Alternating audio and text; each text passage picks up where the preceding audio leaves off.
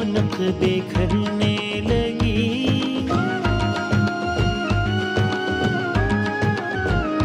बिगड़ी किस्मत हर एक की संवरने लगी, जोश रहमत में अब रे करम आ गया, वो महीना जो है मोहतरम।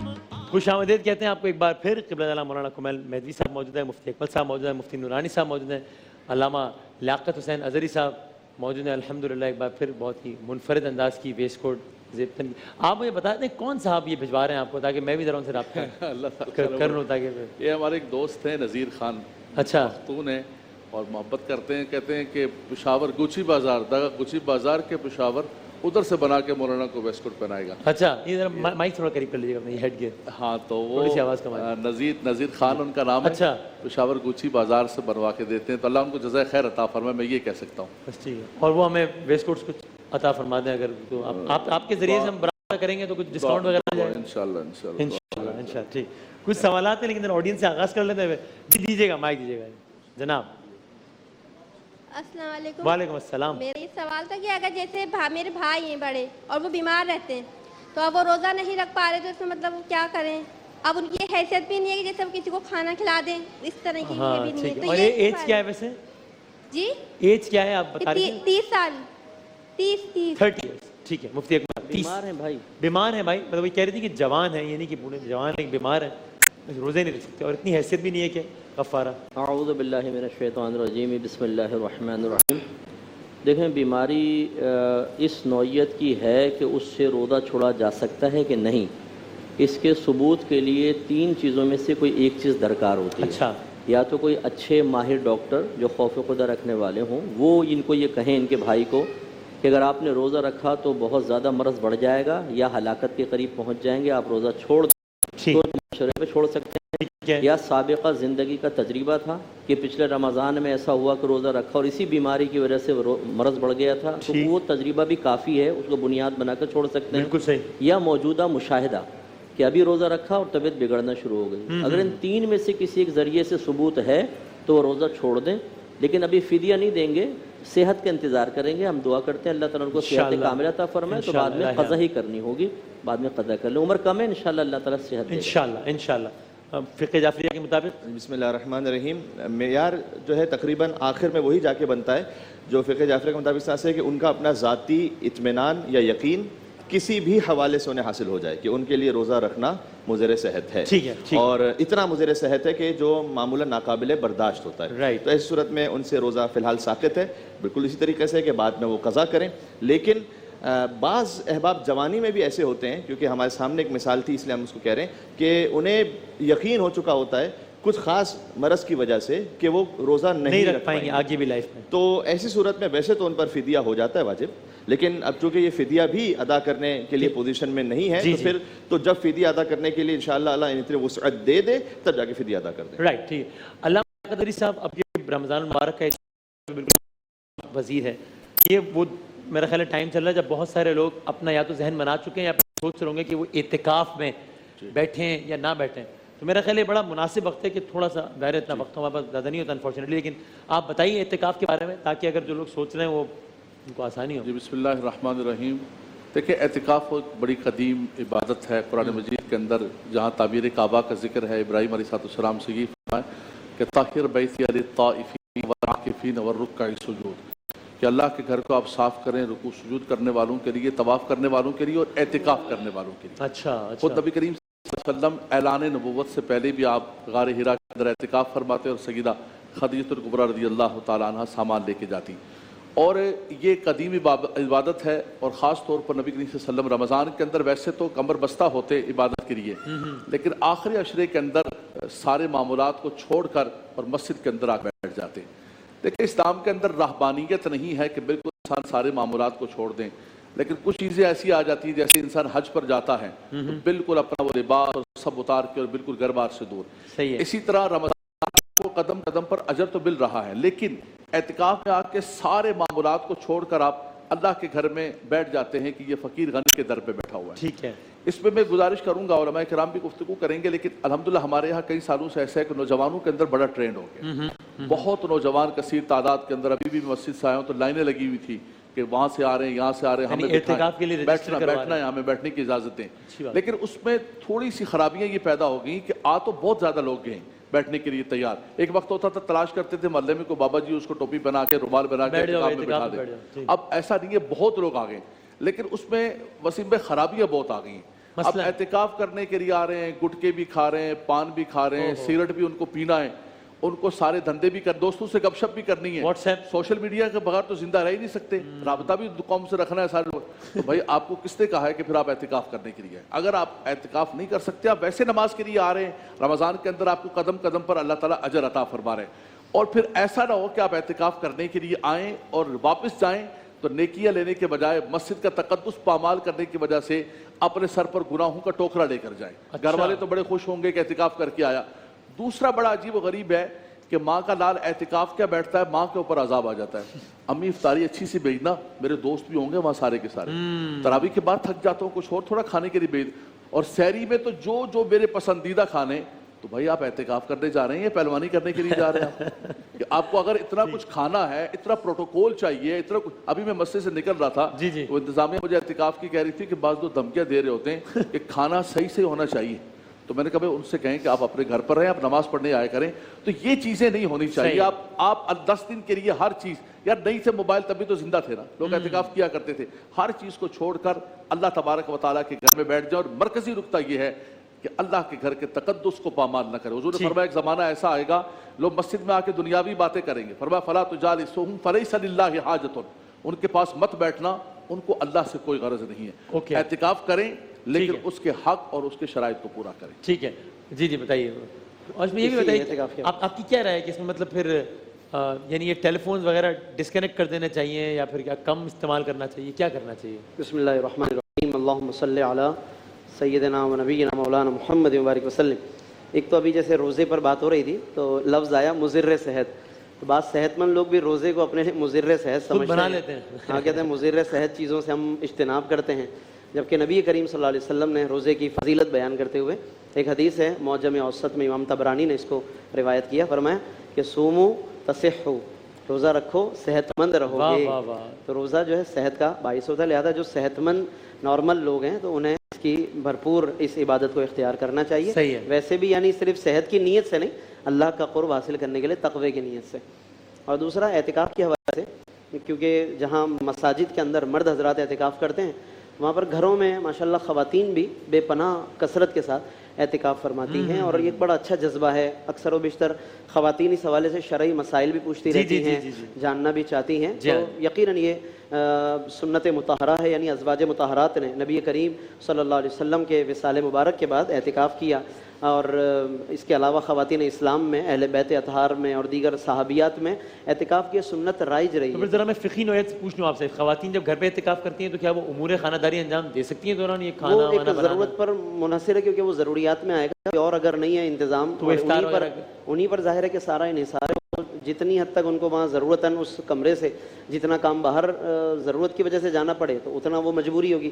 جو کام وہیں رہتے ہوئے اپنے اسی حجرے میں ادا کر سکیں تو وہ وہاں ان کے لیے زیادہ بہتر. مسجد میں مرد حضرات کو تو مسئلہ پیش نہیں آئے گا, لیکن گھر میں خواتین کہ وہ گھر پہ جو ٹیلی ویژن بھی ہوتا ہے پھر تو وہ ظاہر ہے کہ وہ پہلی بات تو یہ کہ اعتکاف کے لیے خواتین کو جو خاص طور پر ترجیح دی گئی ہے وہ ایسی جگہ کہ جہاں وہ نماز ادا کرتی ہوں, اور اگر وہ کوئی ایسی جگہ فکس نہیں ہے تو پہلے اس جگہ کا تعین کر لیں, نماز کی وہاں خاص نیت کر لیں, تاکہ وہ ایک طریقے سے مسجد کے حکم میں ماحول بن جائے, ان کے لیے وہ عبادت کے حکم میں ہو جائے گا. پھر وہ وہاں اس کمرے کی پابندی کریں, اس جگہ کی کوشش کر کے ایسی جگہ منتخب کریں کہ جہاں اس طرح کے معاملات نہ ہوں ٹیلی ویژن وغیرہ کے. لیکن آج کل چھوٹے چھوٹے گھر بھی ہیں, چھوٹے چھوٹے فلیٹس بھی ہیں, 1-2 کمروں کے گھروں پر بھی مشتمل ہیں.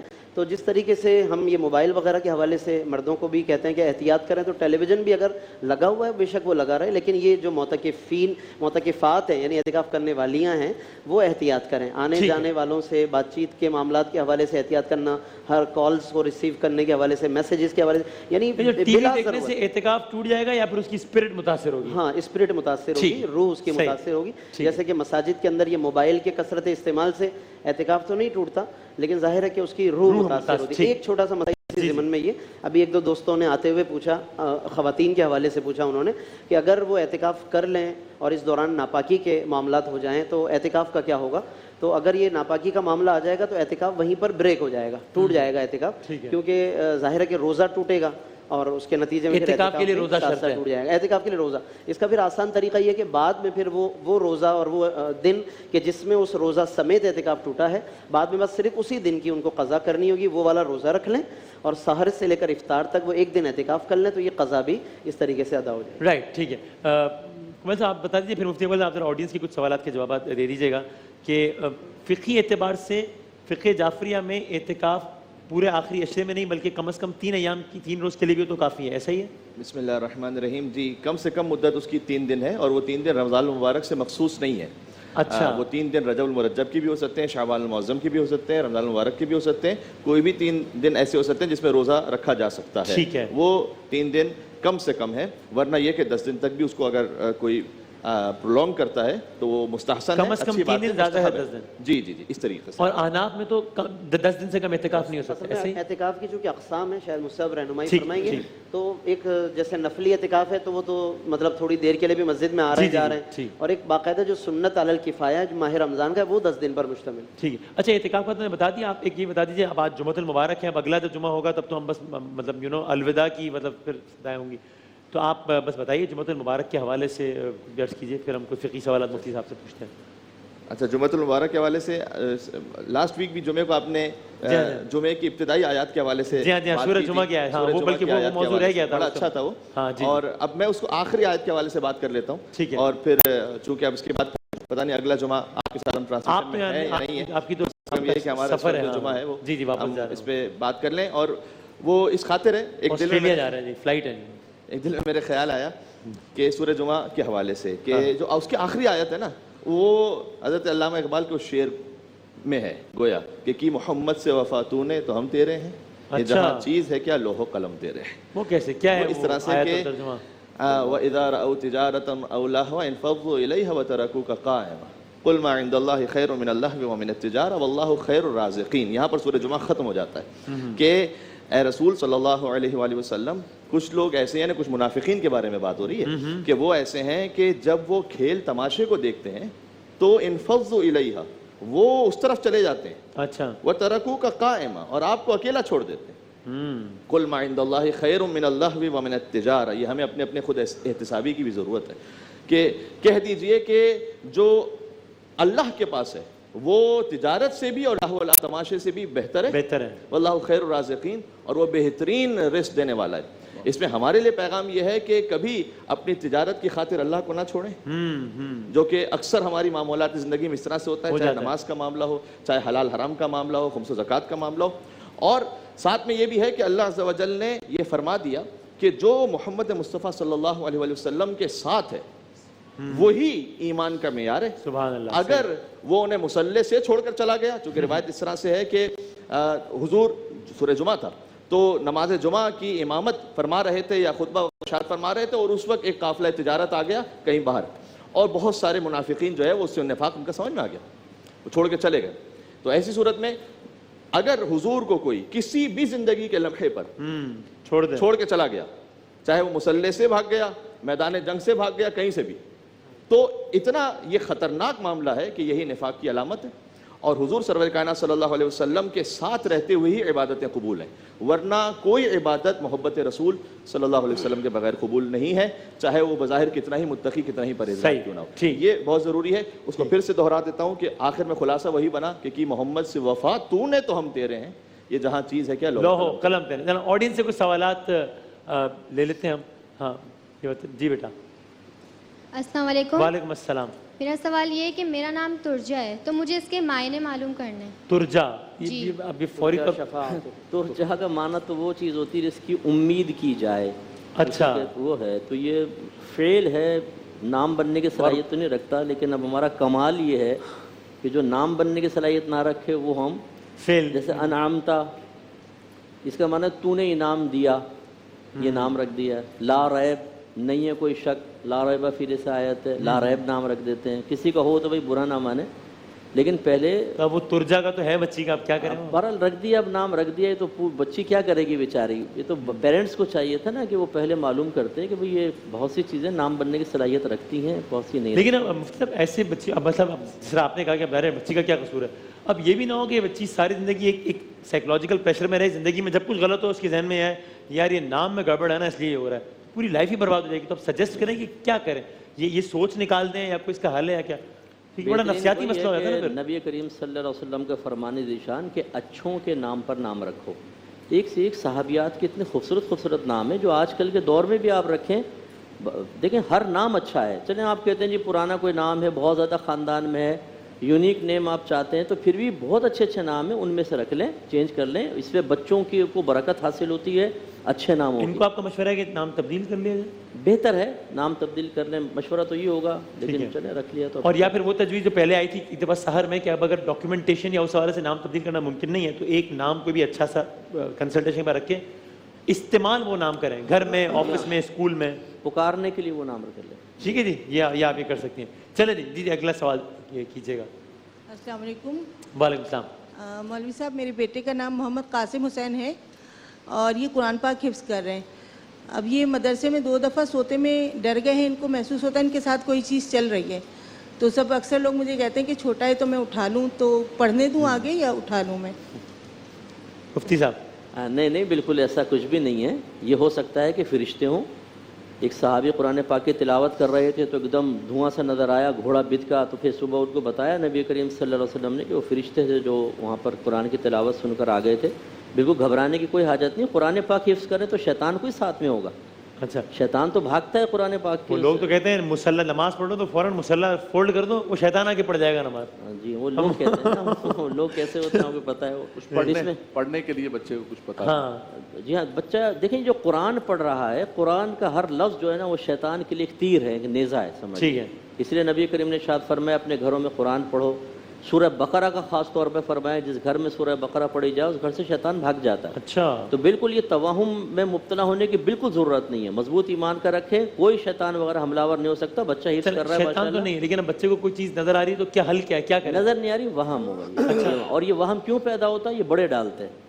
اچھا ہاں میں گئی تھی باہر، مجھے ایک دم سایہ سا نظر آیا، میں گئی مجھے یہ نظر آیا، وہ چھوٹے بچے سن رہے ہوتے انہیں بھی وہ ایسا محسوس ہونے لگ جاتا ہے۔ بڑوں کو مضبوط بننا چاہیے، اس قسم کی کوئی چیزیں نہیں ہیں، اگر ہیں ہوتی ہیں جس گھر میں قرآن وغیرہ پڑھا جائے اس میں آتی نہیں ہے، تو بچوں کو بالکل خوفزدہ نہ کیا جائے، بالکل مضبوط بنائیں، کچھ بھی نہیں ہوگا، بچوں کو حفظ کراتے رہیں۔ بس 3-4 منٹ ہم جلدی لے کے سوال اور لے لیتے ہیں۔ قرآن پاک کے حوالے سے ایک جملہ مصعب نے جیسے فرمایا بہت خوبصورت ترغیب دی ہے کہ اپنے گھروں میں اگر نور چاہتے ہو، برکت چاہتے ہو، اس نے فرمایا لا تجعلوا بیوتکم مقابر، فرمایا اپنے گھروں کو قبرستان نہ بناؤ۔ خاص طور پہ سورہ زہرابین کے حوالے سے فرمایا، قرآن کے حوالے سے کہ جس گھر میں قرآن پڑھا جاتا ہے وہ گھر رحمتوں کا نزول ہوتا ہے، ورنہ گھر قبرستان کے مانے لیس فی جوفہ شیء من القرآن کالبیت الخرب، فرمایا جس جوف میں سینے میں قرآن نہیں وہ بھی ویران ہے، اور وہ گھر بھی قبرستان کے مانند ہے جہاں پر قرآن نہیں پڑھا جاتا ہے۔ تو قرآن تو انوار و تجلیات اور رحمتوں کے نزول کا سبب ہوتا ہے۔ مفتی نورانی صاحب سجیشن کیا ہے جو قرآن پڑھیں ترجمے کے ساتھ، وہ پھر کسی سے سمجھیں اس کا ترجمہ یا اپنے طور پر پڑھیں یا کیا؟ جی بالکل ایسا ہی ہے کہ بعض اوقات اگر ہم اس کے ساتھ اس کی تشریح اور تفسیر کو اگر پیش نظر نہ رکھیں تو خالی ترجمے سے غلط فہمیاں ہو جاتی ہیں۔ مثال کے طور پر ابھی جیسے علامہ صاحب نے جو آیت مبارکہ تلاوت کی سورہ جمعہ کے حوالے سے وَتَرَكُوكَ قَائِمًا، تو خود ہی ظاہر ہے کہ تشریح میں انہوں نے کہا کہ منافقین جو ہے وہ چلے گئے چھوڑ کر، تو یہ اب اگر تشریح ہم پڑھیں گے تو ہمیں نظر آئے گا کہ صحابہ جو ہے وہ ثابت قدم رہے اور منافقین جو ہے وہ چلے گئے۔ صحیح ہے، تو یہ خود اس بات کی وضاحت ہے۔ اب یہ تشریح میں ملے گا ہمیں، الگ سے ترجمہ پڑھیں گے تو ہم کہیں گے لو بھائی وَتَرَكُوكَ قَائِمًا، لوگوں نے چھوڑ دیا نبی کو، ایک صحابی سے بدگمانی ہو جائے گی عام آدمی کو، جبکہ صحابہ کی شان یہ بتائی قرآن نے کہ رضی اللہ عنہم ورضوا عنہ، اللہ ان سے راضی ہو چکا ہے سب سے، تو ظاہر ہے کہ انسان کو حق نہیں ہے کہ وہ ان سے ناراض رہے، صحابہ سے اللہ ان سے راضی ہو چکا ہے۔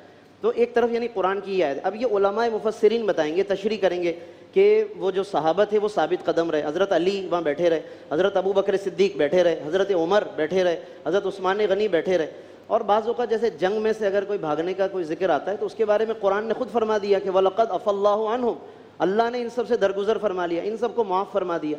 تو یہ اگر آیتیں ہم ساری پڑھیں گے تو کیا کرنا چاہیے کہ پھر قرآن پڑھیں تو پھر کسی معلم سے یا کسی سے ہاں میں یہی عرض کرنا چاہ رہا تھا کہ ایک معلم ہمیں بتائے گا کہ ایک آیت میں اگر کوئی بات آئی ہے تو دوسری آیت اس کو کمپلیٹ کر رہی ہے. دوسری آیت میں اللہ ان سے راضی ہونے کا اعلان کر رہا ہے, ان سے درگزر کرنے کا اعلان فرما رہا ہے. تو ہمیں ظاہر ہے کہ اس پہ کامنٹ کرنے کا حق نہیں ہے, بلکہ یہاں تک اللہ نے فرما دیا اولئک مبرؤون مما یقولون, یہ سب کے سب بری ہیں ان باتوں سے جو لوگ بناتے ہیں, جو لوگ کرتے ہیں. تو یقیناً تفسیر پڑھیں, تفسیر کے ساتھ قرآن پڑھیں, تو پھر آپ دیکھیے کہ قرآن مجید صحیح معنی میں سمجھ میں آئے گا. ورنہ ایک جملہ یضل بہ کثیرا ویہدی بہ کثیرا, اسی سے بہت سے گمراہ بھی ہو جاتے ہیں, بھٹک بھی جاتے ہیں, اور اسی سے ہدایت وغیرہ بھی مل جاتی ہے. دیکھیں صحابہ کرام عربی اللسان ہیں, ان کی مدر لینگویج ہے یہ, لیکن قرآن میں کیا ہے, یتلو علیہم آیاتہ ویزکیہم ویعلمہم الکتاب والحکمہ. یہ نبی نے کتاب اور حکمت سکھاتے ہیں. اس کا مطلب ہے کہ وہ تو عربک سن کے ترجمہ تو ان کو سمجھ میں آ رہا ہے, مفہوم, ان کی تو لینگویج ہے, باوجود کچھ سکھانے کی ضرورت ہے. تو وہ صحابہ کرام کو سیکھنے کی ضرورت ہے. 15ویں صدی ہجری میں خالی قرآن کا ترجمہ اٹھا کے کہیں, کسی مولوی کے پاس جانے کی ضرورت نہیں. مولوی کے ذہن سے قرآن کو نہ سمجھو, خود بخود سمجھو.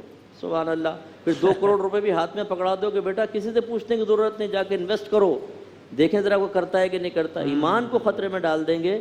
پیسے کے معاملہ ہو تو وہاں 1.5 ہوشیاری آپ دیکھیں. آخری بس سوال لے لیں, مولانا صاحب جواب دیں, بس وقت ختم ہو گیا. جی جی جی کیجیے. وعلیکم السلام. میرا سوال ہے, ایک ماں باپ کے 2 بیٹے ہیں, ایک بیٹا اور بیٹی, ٹھیک ہے, تو وہ ہمیشہ فرسٹ پوزیشن اپنے بیٹے کو دیتے ہیں. اس لیے نہیں کہ وہ بیٹا ہے, اس لیے کیونکہ وہ ضدی ہے اور وہ ہر چیز کے لیے بہت زیادہ تنگ کرتا ہے. بیٹی آسانی سے سمجھ جاتی ہے, نہ روتی ہے, اور بیٹا بہت زیادہ ضد کرتا ہے. لوگ بار بار یہ چیز کرتے ہیں کہ تم اپنے بیٹے سے زیادہ پیار کرتی ہو, تو یہ اس چیز کی پکڑ ہے. ٹھیک, اس کو چھٹی نہ ملی جس نے سبق یاد کیا. میں بتاؤں, جی آپ بتا دیں. آپ دیکھیں قرآن پاک میں اعدلوا هو اقرب للتقوی, عدل و انصاف سے کام لو, یہ تقوی کے زیادہ قریب ہے. صحیح ہے. اور رحمت کونین صلی اللہ علیہ وسلم فرماتے ہیں کہ اپنی اولاد میں عدل و انصاف سے کام لو, حتیٰ کہ بوسہ دینے میں. اس لیے اگر بیٹا ضدی ہے تو اس کی طرف توجہ ضرور رکھیں, لیکن بیلنس قائم کریں کہ بیٹی کو بھی احساس کمتری نہ ہو. بالکل یہ ضروری ہے. اگر احساس کمتری بیدار ہوا تو یہ آگے چل کر بیٹی کے لیے ایک دل آزاری کا سبب بھی بنے گا, اور وہ ماں باپ کے لیے ایک منفی اثرات اپنے ذہن میں محسوس کرے گی کہ بھائی کو زیادہ پرائرٹی دی اور مجھے. یا پھر یہ بھی کہ جو ضد کرتا ہے وہ ٹھیک کرتا ہے, اس کا مطلب ہے تو ضد کر کے منگوا, شرافت کا فائدہ ہی نہیں کوئی. اس کے ساتھ حکمتاً اچھا رویہ رکھیں, لیکن پھر بیلنس کریں, بیٹی کے ساتھ بھی ویسے رویہ. آخری کامنٹ آپ بے شک کسی سوال پہ. جی اس میں یہ ہے کہ ایک تو وہ جو قرآن والی بات ہے, اس میں اگر قرآن کو جتنا پڑھیں, ساتھ میں یہ بھی کہ قرآن کے معنی کو بھی سمجھیں, اور ساتھ میں یہ بھی ضرور رکھیں کہ اپنا اسسمنٹ کرتے جائیں. قرآن کو پڑھنے کے بعد اپنا اسسمنٹ کرتے جائیں کہ اقیم الصلاۃ وآتوا الزکاۃ قرآن کہتا ہے, میں خالی پڑھ کے گزر جاتا ہوں یا اس پہ کوئی عمل بھی کرتا ہوں. کتنے حدیث کا مفہوم اس طرح سے کہ رب تال القرآن والقرآن یلعن, کتنے قرآن پڑھنے والے ایسے ہیں کہ وہ قرآن پڑھتے جاتے ہیں, قرآن پر لعنت کرتا جاتا ہے. کیوں؟ اس لیے کہ اگر وہ یہ آیت پڑھیں کہ فنجعل لعنۃ اللہ علی الکاذبین, کہ جھوٹوں پر اللہ کی لعنت کو طلب کرتے ہیں ہم, اور اگر خود بھی وہی کام کر رہے ہیں تو پھر کیا ہوگا؟ وَلَعْنَةُ اللَّهِ عَلَى الْقَوْمِ الظَّالِمِينَ, ظالمین کی قوم پر اللہ کی لعنت ہو. اگر خود بھی وہ کام کر رہے ہیں کہ جو ظلم کے دائرے میں آ رہا ہے تو پھر کیا ہوگا؟ تو اپنے آپ کو ایسس بھی کرتے جائیں, خود احتسابی کی منزل سے گزریں. اور ساتھ میں والی جو پہلا جو سوال تھا وہ بات بالکل صحیح ہے کہ گھبرانے وغیرہ کی ضرورت نہیں. بچوں کے لیے وہ بہت زیادہ اپنے اوپر سوار کر لیتے ہیں, اور اس کے بعد ان کے نفسیاتی اثرات ہوتے ہیں آگے تک. اس کا خیال کریں, ابھی سے بچے کے ذہن میں کوئی ایسی بات نہ ڈالیں کہ جس کی وجہ سے وہ کسی اور کنفیوژن میں مبتلا ہو. صرف ایک جملہ کہوں گا, بس صاحب نے جیسے فرمایا ہے, تائید اس کی کرتے ہوئے, ہمارے یہ ٹرینڈ چل پڑا ہے قرآن پاک کے حوالے سے کہ اردو بازار سے جا کے کوئی ڈکشنری لے کر آ جائیں اور قرآن لے کے بیٹھ جائیں اور خود سمجھنا شروع کر دیں. یا تو پھر بڑی معذرت کے ساتھ ایک بندہ جو ہے وہ فارغ البال ہو جائے, ریٹائر جب ہو جائے, اس کو حکومت چھٹی دے دے کہ اب یہ ہمارے کسی کام کا نہیں ہے, تو وہ اردو بازار سے ڈکشنری لے کر آ جائے اور کہا کہ کیا کر رہے ہو؟ بولا قرآن کا ترجمہ کر رہا ہوں آج کل. جب بالکل فارغ البال ہو گیا, ختم ہو گیا ہے, تو اب حضرت صاحب جو ہے وہ بھائی کیسے کر رہے ہو؟ بھائی یہ ہے نا میرے پاس ڈکشنری ہے. تو آپ کیجئے, قرآن سے محبت کریں, قرآن سے تعلق رکھیں, لیکن وہی ہے کہ قرآن کے ساتھ معلم کا ہونا ضروری ہے, ورنہ آپ گمراہ ہو جائیں گے. اور اس سے خرابی یہ مادر پیدر آزاد کرنے کا ایک طریقہ ہے لوگوں کو. یہ نام خوبصورت ٹائٹل ہے کہ دیکھیں آپ قرآن آپ کے سامنے, آپ مسلمان ہیں, آپ کو ضرورت کیا کسی کی, لیکن حقیقتاً یہ فکر یہ ہے کہ اس قوم کو بالکل آزاد کر دو, اپنی مرضی سے عمل کریں. بہت شکریہ تمام علماء کرام کا, بہت بہت شکریہ. انشاءاللہ ایک وقفے کے بعد دوبارہ حاضر ہوتے ہیں.